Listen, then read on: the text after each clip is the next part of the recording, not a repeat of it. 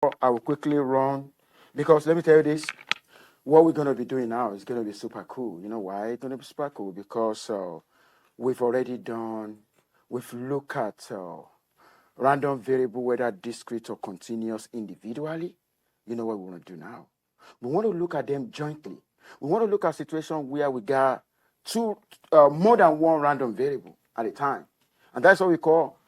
Now, if I have a variable x, if I have a discrete random variable x, and I have a discrete random variable y, then I'm going to be talking about joint probability mass function as a probability distribution for that. I can also have a continuous random variable x, a continuous random variable y. You know, what is it? What do we mean by jointly distributed random variables? You know what that means? It means the more than one variable vary at a time. Okay, and when they vary together, you know what that means? When they vary together, that will enable us to study relationship between them. I can give you a long list of examples in this area from economy. Economy, you know, we have some economic indicators, okay, that are jointly distributed, okay, like exchange rate, inflation rate, the GDP rate. They are all jointly related. If you want to talk about epidemiology or medical field, you know, symptoms and test results are jointly related. Okay, we're talking about maybe in climate change. There are some climatic variables like humidity, like precipitation, like temperature. They are jointly related. Now, if they are jointly related, you know what that means? They vary together. Now, I want to welcome you to that. If they varies together, take a look at this guy. If x and y, if x is discrete, y is discrete, I want to find the probability that x is going to be equal to a realized value of x and y is going to be equal to that.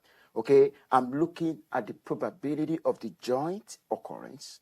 Okay, now if I really want to know, then the function I'm actually going to be using is going to be called joint probability mass function. Okay, and you know what?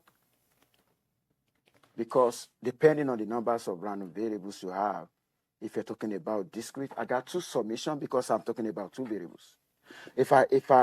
I can talk about multiple variables. I can talk about 10 variables at a time. When I'm talking about 10 variables at a time, I'm going to have 10 summation. Does that make sense? Okay. Now, but let me tell you this. Do you know from a joint, this is what we call the probability of the joint occurrence of x and y. S is discrete, y is discrete. When I sum them over their state space, it should give me 1. Okay? Now, do you know from the joint? Do you know I can isolate a function x out. I can also isolate a function y out. Okay? I'm going to say that again. From a joint distribution of x and y, I can bring out or extract a function that has to do with x and a function that has to do with y. When I'm doing that, you know what I'm doing? We call that marginal. We call that marginal probability mass function. The idea of the marginal means, oh, I got two variables, but you know what? I'm only interested in one. That's what we call marginal. So interested in one. Hey, I'm interested in x. When I'm interested in a function of x, it means I'm going to marginalize y. It means I'm not interested in y. Now, this is how to do it in the discrete form. Oh my God. When I'm interested in a function of x, then I'm going to sum the joint over the variable I'm not interested in. If I sum it over the variable I'm not interested in, that particular variable will be eliminated. Does that make sense? Now, take a look at the second one. You see that guy now? That guy means, you know what? I'm interested in y, function of y. Then I'm going to sum the joint over x, the one I'm not interested in. Does that make sense? Okay, now I'm going to quickly go into example.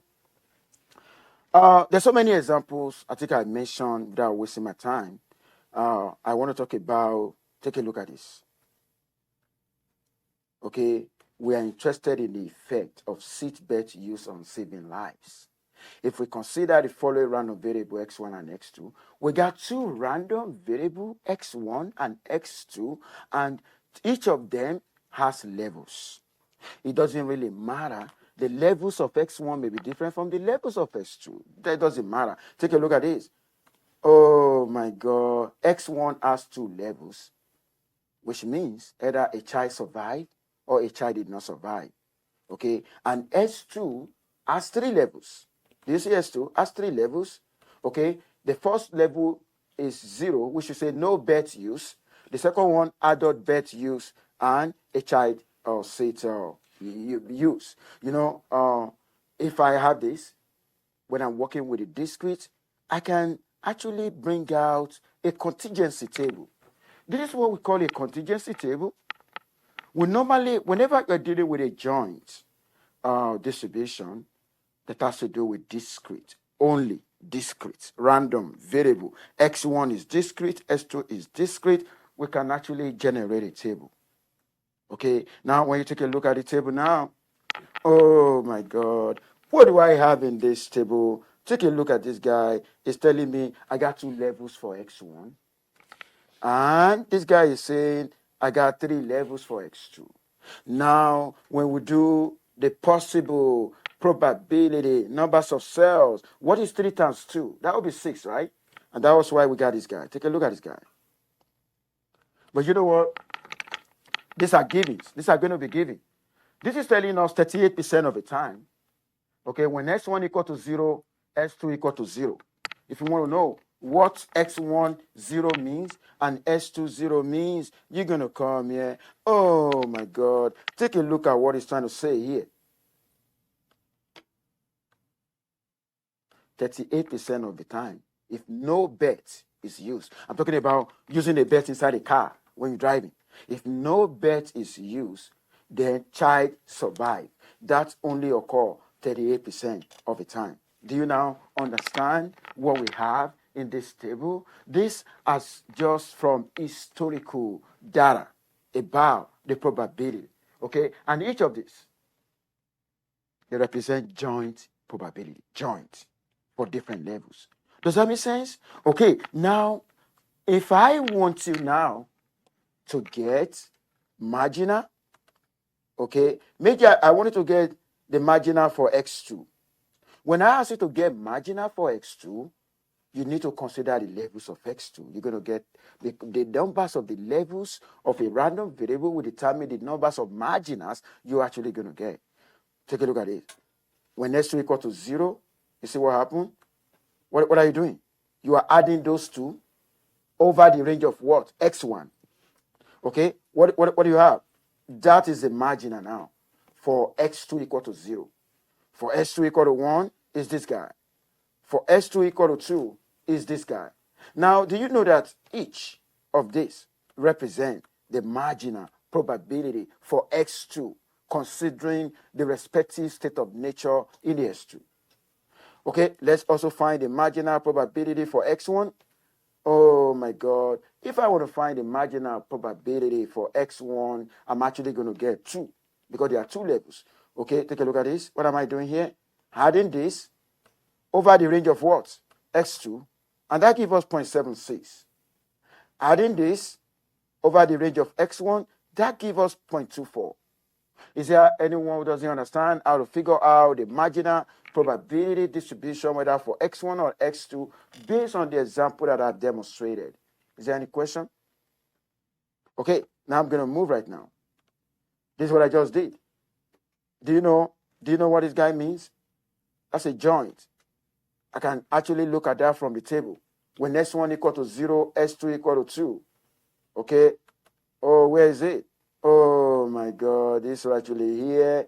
Okay, when s2 equal to 2, s1 equal to 0, that 0.24 represents the joint probability. Okay, now I can find that of x2 equal to 2 as well. I think I found, when you are working with discrete joint, you're actually going to be fine. It's super cool. But you know what? I want to move to something else. What if in a situation where x and y